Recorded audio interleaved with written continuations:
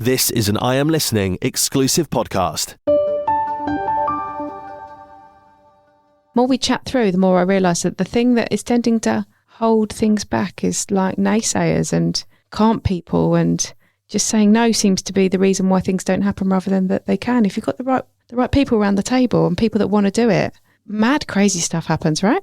Hello and welcome to this Tread Lightly podcast from us at the Rainham Eco Hub. My name is Kaylee. And I'm Liz. And this podcast is where we delve a little bit deeper into those conversations with local everyday heroes that are doing small and impactful changes. We hope that you get as much out of this as me and Liz do, and that you also laugh just as much too. We know all too well that being in this eco space is oftentimes terrifying and absolutely overwhelming, which is why today we want to bring to you another episode of Happy Eco News. The last time we recorded one of these episodes, you guys gave us such great feedback that it brought you joy, it inspired you, and it just encouraged you to seek out a lot more happy eco news. So we want to bring to you today stories of local, national, and sometimes global people that are doing such great things for the environment. And one of the things that we have taken away from this episode is where there's a will, there's a way. I come on with stats again, Kaylee. What? Exciting stats for me. I think it's exciting. I'm not sure everyone thinks it's exciting. What are we talking about today? Good news. More good news. We said, didn't we, we'd do good news every now and then. I just really loved the last one. Yeah. And I listened to it back, and you know what I'm like? I like cringe, and I listen back to our podcast stuff. But I really like that one. It was really quite nice. It was really balanced. But if you've got stats, I've got stats. Talk to me. You stat me first. No. You stat me first. Are you sure? Yeah. Well, this is mental, right? So this comes from Slovakia. So some really good news from Slovakia. And you're going to like this as well. It's called Eco Butt. What? Which is not my butt. Not the kind of butts that I'm used to. Did you know that this is going to blow your brains, right? 6 trillion fags are smoked every year across the globe. Hold up, where did you get this from? Because I feel like we may have gone to the same place. Did you go Happy Eco News? Happy Eco News. Not for all my stats. Everybody go check out Happy Eco News. They're really, really good. I saw the fag one. Go on, tell me. Did you know they've got a podcast series, Amplifying Earth Heroes? Is it them or is it somebody else? Oh, I don't know, but I saw that and I was like, right, that's going on my headphones every single day. Yeah, I saw. Right, go on, sorry. Yeah, anyway, so 4.5 trillion of those 6 trillion fags every year get disposed of as litter. They don't degrade. Fags don't degrade. They're full of toxic crap. They're just freaking horrible. So in Slovakia, they have worked out how they can turn cigarette butts into asphalt. They're basically mixing it with some kind of material and basically turning it into roads and paths. And are you joking? I didn't read as far as that. I saw the fag thing, and then there is like so much guilt wrapped up in me because I used to smoke. And oh mate, we can't spend our life looking back on all the no, I stuff know, we did. but that is probably one of the things that I do look back and go, did I do 4.4 trillion of those fags? Sure. Like, it's mad though, isn't it? Like, isn't it? Let's not beat ourselves up about no. what we used to do. I mean, before. no, not at all. But it just makes you just think, doesn't it? Like, but it's just insane. And they were saying that, like, because they're going to clear up the filters as part of putting them into the roads and whatever else, because they're going to be cleaned up, the kind of toxicity that comes from when water washes off roads, which I didn't even think about. Water washes over the roads, takes the toxicity from the surface of the roads and then pushes that out into the grass and everything else. So if they're clearing up the kind of filters that they put into it, that the actual surface itself is less toxic. And then I'm like, oh God. No, stop, hold up. So hold on. I know. So they make the fags into stuff to make roads. Uh-huh. And then when the rain comes, it takes out the toxins from that. No, I think they were saying kind of that now, as it stands, when it rains onto a road and the water washes off the road, it takes with it the toxic crap that sits in the road material. So basically it's saying if they can make these fags cleaner, then the road material becomes less toxic. And then I didn't even freaking think about road material being toxic when water washes off it. Oh, I get So when I was like, oh God, that's another thing that I didn't even know was crap. But it is crap. Now you know. But hopefully, like by mixing it with like cleaned up cigarette butts, is hopefully going to be like less toxic in terms of like the water pollution that comes off it. That's not where I thought that story was going to go, but that's really interesting. It is interesting, isn't it? So that's in Slovakia.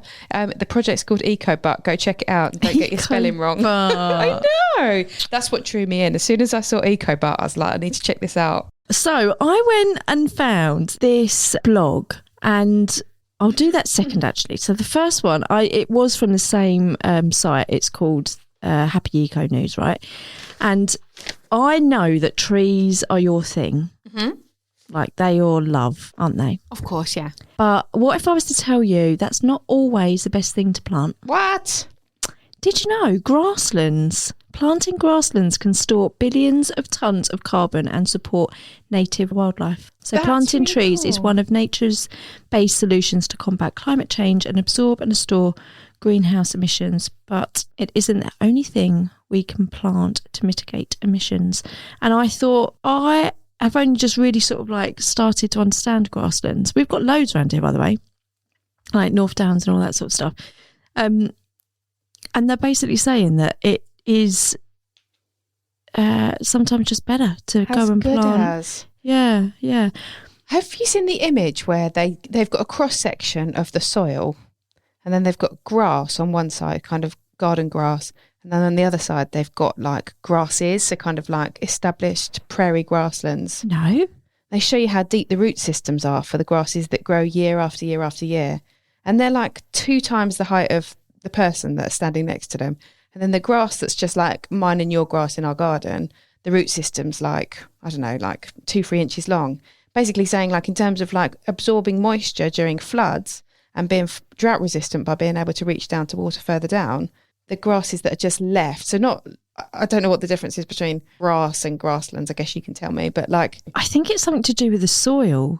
To get the full article, I would encourage people, I'm going to summarise. So like, I would encourage people to go and actually have a look. But native grasses have deep, extensive root systems which help hold soil in place and prevent erosion. And so grasslands can regulate water flow, improve water quality by filtering out pollutants and absorbing excess nutrients. And they also help to decrease flooding and recharge groundwater supplies, which provides drinking water for local communities. That's insane. Like, I mean, that's just a short, like, paragraph, but I think that's basically what you're saying, isn't it? It's like the root system are just so different. That doesn't explain why, but I guess that kind of explains a little bit about what it does. But they were saying that planting trees is kind of like where everybody goes to because it protects the land then from like developers, etc. and stuff. And that's why grasslands don't really get that much of a good rep because just any old everyone grass. just looks at it like it's grass, and people look at them like as, you know, fields like, oh, just vacant, like just not doing anything because it's just got grass because you just don't know you can't see what's going on below. Wow. And that just blows my mind. That's just an education piece really, isn't it? Instead of going it's just got grass in it, therefore it's got no value. Oh my god, that is insane. That's very cool though. Thank you for sharing that one. Tell me yours. Well, next one is York Minster, Pompeii, the Vatican, Cambridge University, all super old buildings. So York Minster dates back to 1386 and they've gone and all got solar panels. Are you joking? I love that. So essentially the one on York Minster, which is the one in particular that we're talking about, very subtly and discreetly added into the Gothic roof. Wow. And producing enough power to power 25 homes per year, which is amazing. And the reason why I brought this story up was, and I know solar panels is a big expense, it's a big outlay, and it's not available to everybody. But I think taking the barriers away of this building's old or this building's, you know, significant or beautiful or, you know, all those kind of other reasons why people might be reluctant to put solar panels on iconic buildings, it's being done. And it's kind of, flipping things around and making people think differently about what can be done, I guess. That's amazing. Yeah. So if these guys can do it, I think that's the thing I enjoyed the most about this was if you want to do it, you can actually do it. Because you know what I always think about that? Like there are obviously like lots of people that rent, lots of people that just won't be able to afford to do solar panels and stuff. And it always makes me think, like we've got so many car parks in our town. Like as a community, imagine if we could be organised enough to be able to get solar panels in our car parks. Do you know what I mean? Yeah. And then be able to use that in some way for either houses or like community buildings and stuff. Yeah. It just blows my mind. There is a town, I think I said this to someone the other day. There's a town in Scotland that's the first net zero town. What? Through energy. They've got their own energy source and they've got, like really remarkable. I can't remember the name of it now. Not really helpful for a podcast, but really, really good. So I think if you've got a vision, you've got the means, like you've got the people that are kind of skilled enough to be able to go, yeah, this is doable. Because we've got Mid Kent College in our town. They are looking at solar panels on a big, massive scale, wow, I think. that's interesting. Yeah, which is like, I don't know what they're going to do with the energy, maybe just for their site because it's huge. But do you know what I mean? It's just thinking outside the box Just sometimes, so visionary, isn't it? And I know money is always an issue, so it can't be for everyone at this stage. But there are institutions that are really committed to doing good things for the environment, and there is money out there. I know money's tight for some people, but there is money out there, and there are grants out there that people can apply to. And I've also seen as well kind of community crowdfunding for things like this as well, where the people that invest in their local solar schemes then become, recipients of the profits when it comes together. So really, really interesting kind of financial schemes that are coming together, knowing that this is where money could be made, and this is like the future. And I just think when places like the Vatican and York Minster go, yeah, we'll do it, I think it's just starting to take those barriers away and starting to allow people the space to think differently, that if you want to do it, you can do it. I wonder if they do any sort of like learning for people that are on the same sort of journey. Do you know what I mean? How did you get around this? How did you get around that? Yeah, really interesting. It might be I don't know who would be I don't know enough about the structure. But imagine the Vatican having solar panels. Have you ever been there? No, have you? Is it fascinating? Is it insane? It's massive, but also just like, why would you not? Centre of Rome, like what? Yeah, But you're right. They will have jumped through some hoops that loads of other people will need to jump through. I spoke to a guy called Peter Vermeulen, who was in charge of the decarbonising of National Trust. He was their chief finance officer. And he did their divestment piece, which is around kind of divesting all of their investments away from fossil fuels, and just contacted him and just said, like, can we have a chat? Gave me about an hour of his time. That's so amazing. And I think people that do these incredible things, they must be so proud of what they've achieved. They do want to share it. We're imagining that they're being like, come and look at us because we've done amazingly. Let's hold a conference, because we're like, well, that's mega. But I guess just for some people, it's part of their day job and they don't think to remember how inspirational and amazing it is. So tap up the Vatican, Kaylee, use your contacts. Tap up the Vatican, imagine. Do you want to live more sustainably, but you just don't know where to start? Did you, like me, sign up for January and accidentally buy chicken sausages on day 2? Does the whole eco thing leave you feeling confused and sometimes overwhelmed? If so, this is the podcast for you.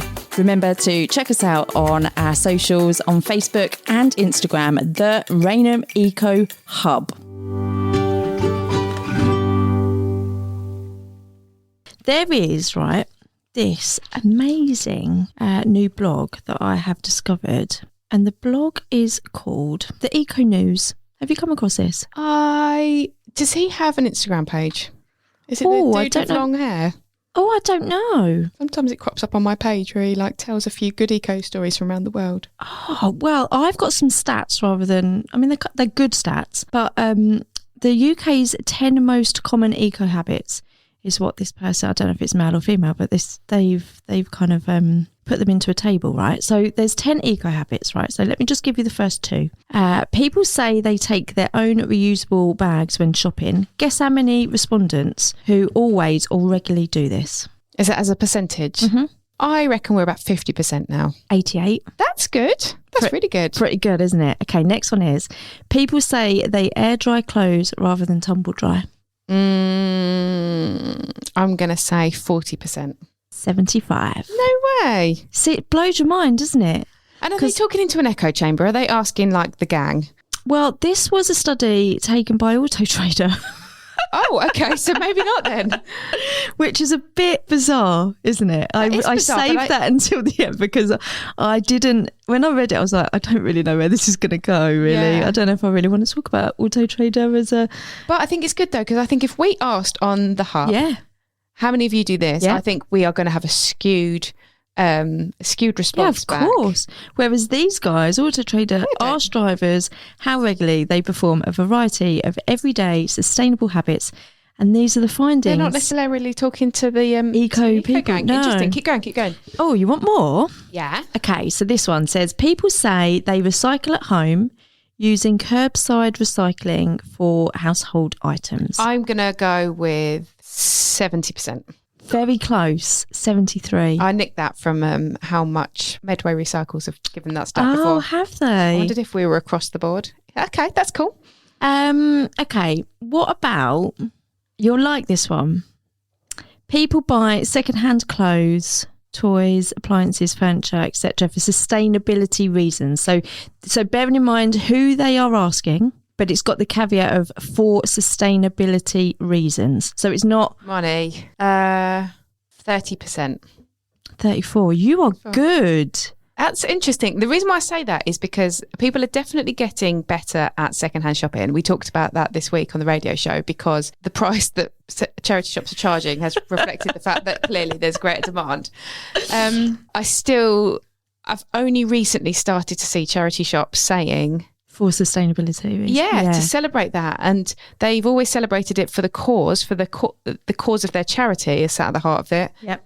I would probably say only in the last year am I starting to see the messaging including saying, do amazing things for X charity, but also save the planet at the same time. But I do wonder what the total would be if you took out that last bit for sustainability reasons. I wonder whether it would be a lot higher. I think it'd be interesting as well to see kind of what percentage of what people buy comes from a charity shop, because there's a difference, I guess, between every now and then popping into a posh charity shop to pick up some knickknacks and having that as your default that you look for stuff in before you go and buy it from a shop. I've definitely changed my mindset in, like, if I need something, it's like my iron broke. First place that I went to was just Facebook Marketplace. Like, I've definitely changed that mindset of going there first, and then if I can't find it. Yeah, I have as well. I was looking for some football shorts for my husband, and he had quite specific needs about, like... What he wanted. Like, I was going to get into the detail of that, but around the netting inside a pair of football shorts. And I'm like, do they still do that there? Oh, I suppose they do, yeah, running around with all that, raggling around. But when you buy online, I suppose you could ask, couldn't you? But like, they don't have you be able to like look at specifics like that. Let me look inside your pants sort of thing. No. Show me your pants. So yeah, just little things like that like I find it more difficult, but it doesn't mean it's impossible, does it? No. But, yeah, interesting, really interesting. So I'll give you one more and then I'm sure you're going to wow me with yours. I've showed you mine. You can show me yours. Yes. So how many people do you reckon drive slower to save less fuel? Nobody. Do you think? Nobody. I don't reckon anybody, and it's so disrespectful, I don't mean it that way. I don't think speed is really well known as being a way to reduce your emissions. Plus, people from when we've done our kind of bits around air quality and stuff here. People do not like being told how to drive. Especially people that are probably on Auto Trader. I'm going to say 2%.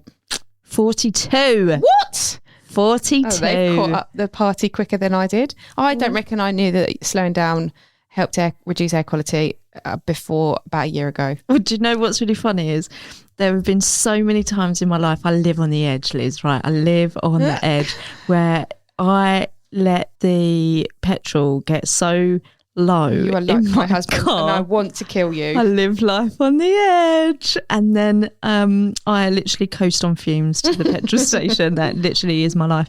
And before, I used to do this so often that I'd have like a panic attack that I need to get to the petrol station. So I would speed up to get there quicker because I'd be like, come on, just get there.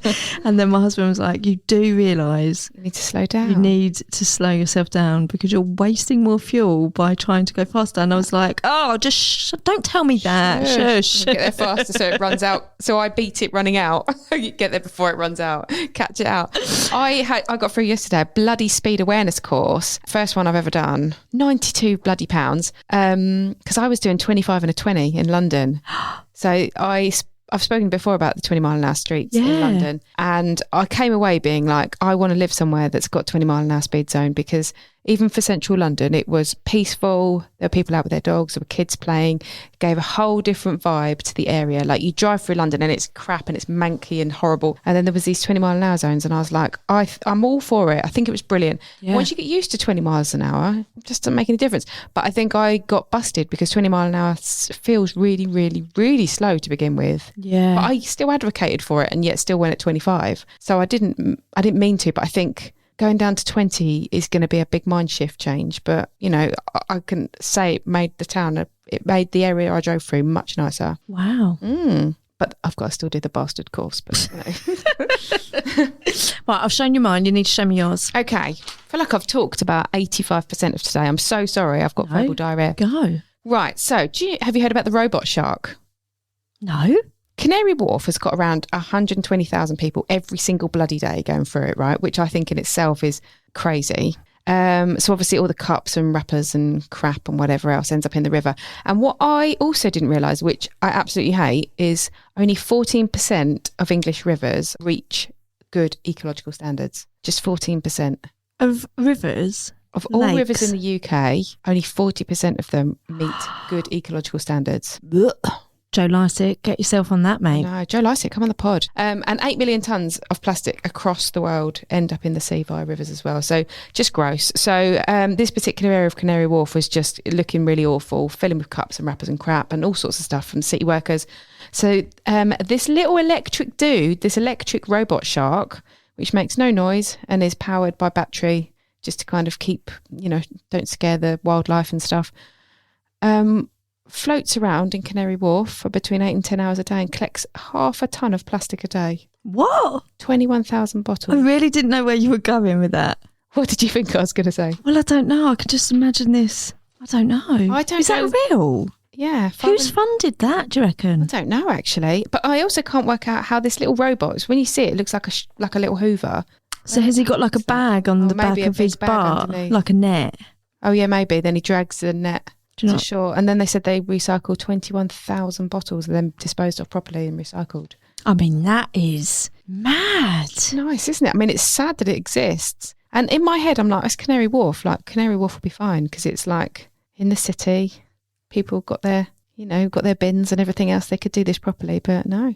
And if that's coming from Canary Wharf, I want to know who's funded that, because I think, see, it's this sort of stuff, Liz, right, that just blows my mind, because that somebody has seen an issue, right, and they've gone, I can come up with a solution for that. Then they've obviously found someone that goes, I'll fund that. I'll fund that, yeah, because I believe in it too. And then too. They've got it. And it takes the cynicism away from thinking no one cares, when actually, like, people have gone, yeah, all right, yeah, we can make that work. Did you know that ocean cleanup? Have you ever seen the videos of that? So there's a big ocean cleanup in the big Pacific garbage tip. Have you seen it? And they've got like a big net and they're catching all the crap. I have seen videos like that where they do it in rivers, and that just fascinates me. Oh, me too. It's a bit ASMR, isn't it? It is, yeah. But this one is catching all the kind of crap out in the Pacific, and then it pulls it in.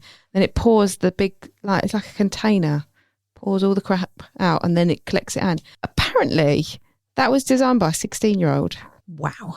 Obviously not funded by maybe funded by a 16-year-old, but just somebody had a vision, believed they could do it, and it gets put through.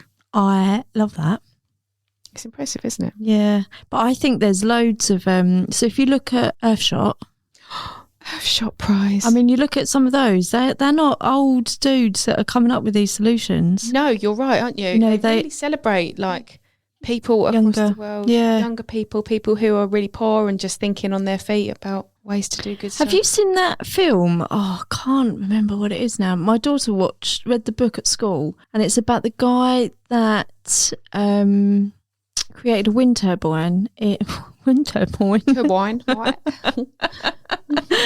Wind turbine in, I think it was like Uganda, and he basically got power or water to his village. Wow. And I think it's just when people that are affected by an issue sit there and think, right, what can I do to get a solution for this? People get so creative, don't they? Comes back to that thing we were mentioning before, that like if there's a will and there's an interest, anything can happen, can't it? And that actually, like, I think the more we chat through, the more I realise that the thing that is tending to hold things back is like naysayers and calm people, and just saying no seems to be the reason why things don't happen rather than that they can. If you've got the right people around the table and people that want to do it, mad crazy stuff happens, right? But I bet with all of these scenarios that we're giving, I bet they don't go somewhere to ask for permission. I bet they just do it. Crack on and do it, yeah. They don't sit around, wait, go to somebody, can I do this? They just do it, I think. And I think that's probably where the power of people comes in, is because